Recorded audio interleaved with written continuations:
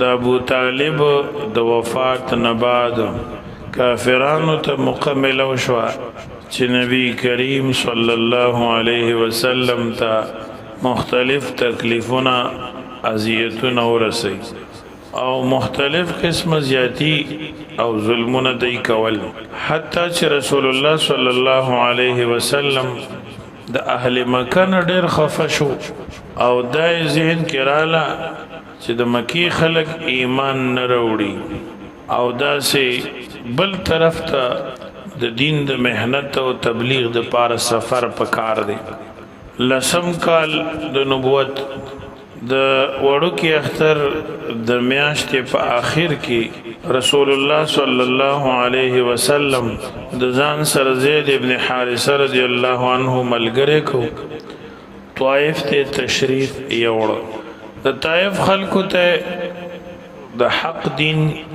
او د کلمې دعوت ورکولو یوم میاش مسلسل رسول الله صلی الله علیه وسلم د طائف خلکو ته د دین دعوت او تبلیغ فرمایلو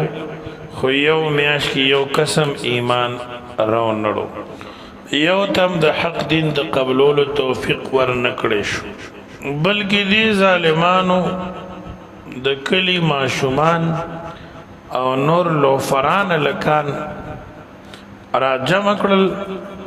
او وته وی چې نبی علیہ السلام پسې خنداګانې کوي او د تکلیف ورسوي چنانچه دا الکانی ورپسې کو او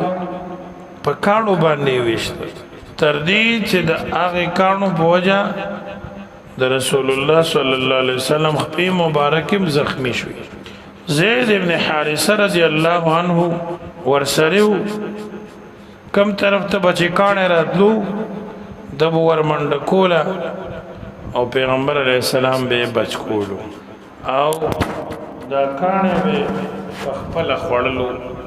گزار په پدل لګیدو رسول الله صلی الله علیه وسلم رحمت للعالمین دی انتہائی د صبر مظاهره فرمایله گینه که صرف شونډیم خوځولې وي بد دعای کړې وي د ټول به ختم شي طائف پم ختم شوه او د طائف اوسیدونکو هم ختم شو لیکن د نبی علیہ السلام لوی صبر او نبی کریم لوی اخلاق لرو د دوه جهان رحمت ته الحمدلله مونږ تاسو الله علی شان عظیم القدر جلیل القدر پیغمبر نصیب کړی دی الله پاک دې مونږ کې د نبی کریم کامله تابعداري پیدا کړي حضرت زید ابن حارثه رضی الله عنه صحابی دی د نبی علیہ السلام تربیت یافته دی د رسول الله مبارک شاگرد دی اغم قربانی ورکي نور تکلیفونه برداشت کوي او دشمنان چې کم کانه را غورځي ایت مخې ته ودري تر دې چې د حضرت زید ابن حارثه رضی الله عنه سر مبارک زخمی شو بالآخر رحمت عالم صلی الله علیه وسلم یوم اشباد د طائف نه تشریف وروړو په لار کې نصیبین مقام کې د سحر منځ کو جمع اور کولا د سحر مانځه کې رسول الله صلی الله علیه وسلم ډېر لوی قرات کول وګد سورتونه به لوست په جهر به لوست پیریان حیرانو چې مخکې به مونږ تلو بارا بخاتو اوس ټول اسمان محفوظ دی سکیورټي دا بارا نشودلې چې څه چل کیدون کې دی یا خو یو تکلیف راتلون کې دی یو لوی افت په دې دنیا راتلون کې دی او یا یو لوی د خیر خبره شوی ده نغی حیرانو دی چکر کیو برګرځیدل دای سره خوا کیو چې د قران مجید आवाज یې اورید رال کې نستل قران مجید چې اورید اوهو دا کلام نازلېږي دا د دې اعزاز او د حفاظت د پر بر آسمانی لارې مونږ ته بندي شوی په هغه ځای کې ایمان راوړه پیریانو قبول کړل خبره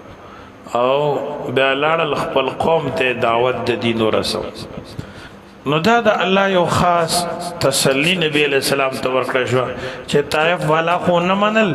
جنات منل سبحان الله او په یو مجلس کې په فورن د قرآن په مقصد پوي شو ناشنا کتاب دی قرآن سمعنا قرآنا عجبا ناشنا لوستل دي ناشنا ورته ځکه وایي چې د یهودو او نصاراو مولیان خو شته که نه هغې موږ ته دا خبرې نه دي کړي ادیبان د عربو شته د قریشو شته دا کلام مو ته نه ورته ناشنا کلام دی سمعنا قرآنا عجبا او ساجب ذهنو فوراً د قرآن په مقصد پوي شو يهدي إلى الرشد فآمنا به ولن نشرك بربنا أحدا نیک لارې ته هدایت کوي سم لاره خلکو ته ښیي زمونږ خو په ایمان دی سبحان الله فآمنا به بس زمونږ په ایمان دی ولن نشرک بربنا احدا هرگز به نه شریکو د خپل رب سره اچا لرا سوکم الله سره مونږ شریک نه ګرځو رسول الله صلی الله علیه وسلم ته چې داسې تکلیف اهل طائف ورک نو په یو باغ کې آرام نیولیو او بیا واپس شوی کوم ځای کې چې آرام کړو دمه شوی او باغ کې هغه ځای کې اوس مسجد جوړ شوی دی سبحان الله د تاریخ په کتابونو کې راغلی دي الله پاک فرشته راولېږله د غرونو او جبرائیل علیہ السلام را اے د الله پیغمبر د غرونو فرشته را سره د الله را لګله تو کوم کا د دې دوړو غرونو په منځ کې به خلک تباہ او برباد شي ختم بشي نبی کریم او فرمایل کله ایمان ورونړي بچي به ایمان وروړي نور نسل کې به ایمان ولا راشي لیکن بد دعا یو نکړه پیغمبر علیہ السلام کافرانو تخیری کړي دي خود ځان دشمنی معاف کړي دي قنوت نازله به کولا چې چا دین ته او مذهب ته او نور مسلمانانو ته